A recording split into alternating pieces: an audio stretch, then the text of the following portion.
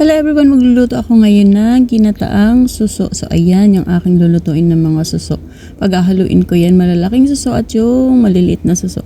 Hindi ko alam ang tawag dito sa malalaking suso na to. So ayan, syempre gagataan ko yan at lalagyan ko ng gulay na sitaw. So ayan, ang ganda ng aking sitaw, sariwang sariwa. So ito nga yung aking gata na gagamitin. So ayan, nilagay ko na sa kasirola at syempre nilagay ko na rin yung mga sangkap lahat-lahat. Meron na rin yung pampalasa at yung paminta. Yan, maitim na yan na litaw yan mga paminta yan. So ayan, halo-haloin natin habang pinapakulo yung ating gata bago natin lalagay yung ating gulay. Ay, yung ating mga suso pala, sorry. So ayan nga, kumukulo na, kaya nilagay ko na yung mga suso. So ayaan lang natin na kumulo hanggang sa maluto yung ating suso. At syempre, dapat ma-absorb ng suso yung ating gata para naman kapag sinipsip natin mamayang luto na, ay talaga nang malinamnam yung lasa ng laman ng suso. So ito nga, konti na lang yung sabaw, luto na yan. Kaya lalagay na rin natin ang ating gulay na sitaw. So yan.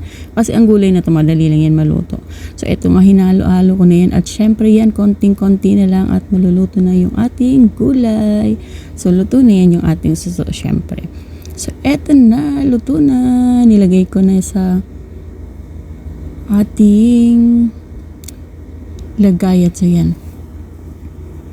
O diba? Ang sarap niyan. So ito na.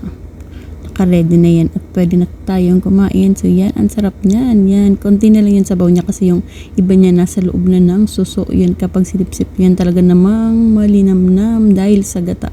So ito ang aking ulam for today. Yan, ginataang suso.